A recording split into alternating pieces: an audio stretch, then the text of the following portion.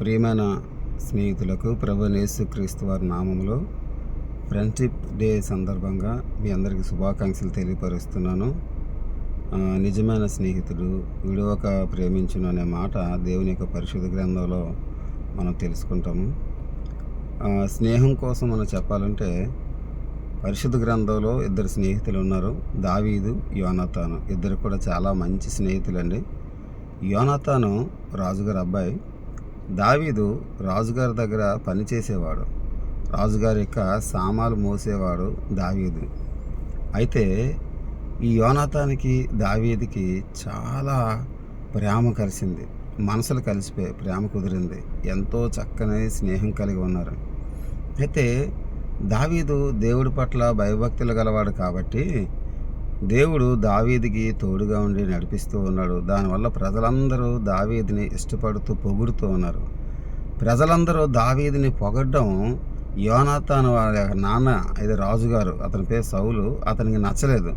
నేను రాజుని, నేను గొప్పవాడిని, నన్ను కాకుండా ఈ దావీదుని, నా దగ్గర పనిచేసేవాడిని, పనివాడిని గొప్పవాడిని పొగుడుతారేటి అనే కోపం, ఈర్ష్య కలిగి దావీదుని చంపాలని యోనాతాను వాళ్ళ నాన్న పగపట్టాడనమాట.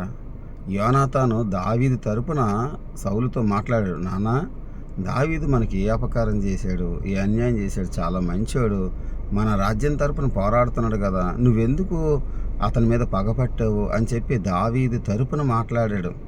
అయితే ఈ సౌలు అనే వ్యక్తి ఒప్పుకోలేదు. నువ్వేటి దావీదు పక్షాన మాట్లాడుతావేటి, నా కొడుకు అయ్యండి అని చెప్పి కోపడ్డాడు. అయితే అప్పుడు అర్థమైంది, మా నాన్న చాలా చెడు బుద్ధి కలిగి ఉన్నాడు, దావీదుని ఎలాగైనా రక్షించాలని అక్కడ కంకణం కట్టుకున్నాడు, అంటే పట్టుదల కలిగి ఉన్నాడు. ఇక్కడ ఒక విషయం చెప్పాలి ఏంటంటే, సౌలు ఏమనుకున్నాడంటే, ప్రజలందరూ దావీదుని పొగుడుతూ ఉన్నారు, ఒకవేళ నేను చనిపోయిన తర్వాత నా కొడుకు రాజు అవ్వాలి, మరి ప్రజలందరూ దావీదుని పొగుడుతున్నారు కాబట్టి నేను చనిపోయిన తర్వాత దావీదుని రాజుని చేస్తారు, అప్పుడు నా కొడుకు కానీ కొడుకు కుటుంబం కానీ ఎవరు ఉండరు, దాసులైపోవచ్చు, లేదంటే దావీదు చంపేస్తాడేమో ఇలా రకరకాల ఆలోచనతో ఈ సౌలు ఏం చేస్తాడంటే, దావీదు లేకుండా చెయ్యాలి, ప్రజలందరూ మన్ననలు పొందుకుంటున్న దావీదుని చంపాలి అని అనుకున్నాడు.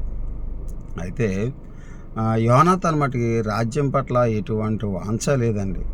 మా నాన్నగారు చనిపోయిన తర్వాత రాజయ్యే అర్హత దావీదుకే ఉంది, దేవుడు దావీదుని ఎన్నుకున్నాడు, దావీదే రాజు అవ్వాలి అని ఆశ కలిగి వాళ్ళ తండ్రి చంపాలని ప్రయత్నం చేస్తుంటే కుమారుడైన యోనాతాను దావీదుని ప్రాణాపాయ స్థితిలో ఉండి రక్షించాడండి. ఎంత ప్రేమగల స్నేహితుడండి, నిస్వార్థమైన స్నేహితుడు యోనాతాను అన్నమాట.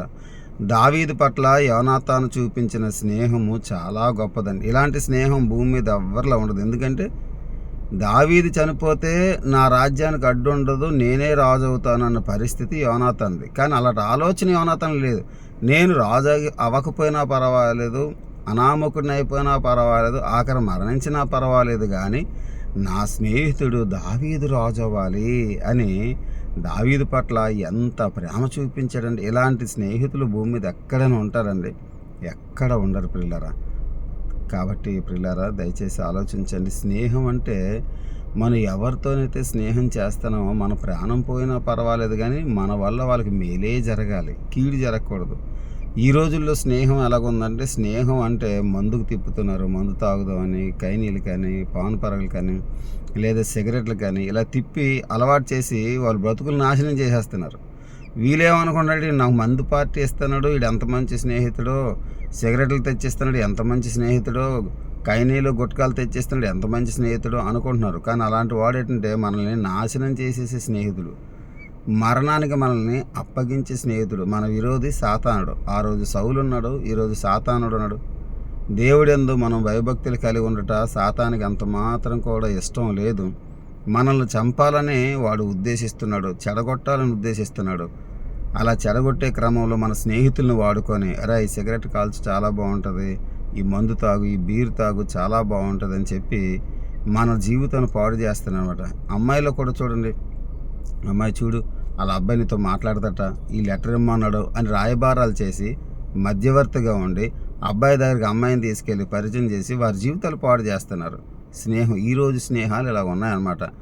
నిజమైన స్నేహితం ఏంటంటే అమ్మాయిలు కావచ్చు, అబ్బాయి కావచ్చు, నిజమైన స్నేహం ఏంటంటే వారి జీవితాలు నాశనం అవ్వకుండా కాపాడేదే నిజమైన స్నేహితం అండి.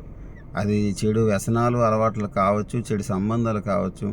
స్నేహితుడు అన్నవాడు తప్పటడుగు వేస్తున్నాడు అంటే వాడిని హెచ్చరించి, జాగ్రత్త చెప్పి, ఇది మన జీవితాలు పాడు చేసే ఆలోచన, దయచేసి ఇటువంటి ఆలోచన పెట్టుకోవద్దు అని సరిచేసేదే నిజమైన స్నేహం. దావీదు ప్రాణం కాపాడడానికి యోనాతాను ఎంత కృషి చేశాడో ప్రియులారా, అది నిజమైన స్నేహం. అలాగే ఈ సృష్టిలో నిజమైన స్నేహితుడు ఎవరు ఉన్నారంటే యేసుక్రీస్తు వారే నిజమైన స్నేహితుడు. మన బాగు కోరేవారు, మన మేలు కోరేవారు, మన కోసం ప్రాణం పెట్టేవారు, 24 గంటలు మనతో ఉండడానికి ఇష్టపడుతున్నవారు, మనం తప్పు చేస్తే వాక్యం ద్వారా హెచ్చరించేవారు, మన కృంగిపోతూ ఉంటే మనల్ని ధైర్యపరిచేవారు, ఓదార్చేవారు, మన ఆపదలో అవసరాలు ఉంటే మన అవసరాల్లో ఆపదలు ఆదుకొని మనల్ని సహాయం చేసి మేలులతో నింపి తృప్తిపరిచేవారు యేసుక్రీస్తు వారు. ఆయన మన కంటికి కనబడరు, కానీ ఆయన కంటికి మనం కనిపిస్తాం, మనతో ఎల్లప్పుడూ కూడా ఉంటారు.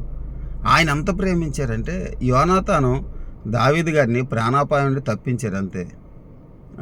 ఆయన అలాగా తన స్నేహితుని అలా ప్రేమించారు కాబట్టి దావీదు రాజు అవ్వగలిగారు.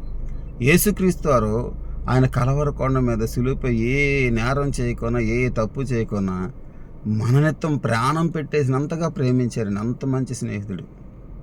మనల్ని కూడా ఆయన రాజుని చేయాలని, పరలోక పట్టణంలో ఒక వైభవమైన స్థితిలో మనల్ని ఉంచాలని ఆశతోనే దేవాది దేవుడు మన కోసం ప్రాణం పెట్టారు. ఆయనకన్నా మించిన గొప్ప స్నేహితుడు భూమి మీద మరొకరు ఎవరు ఉండరు.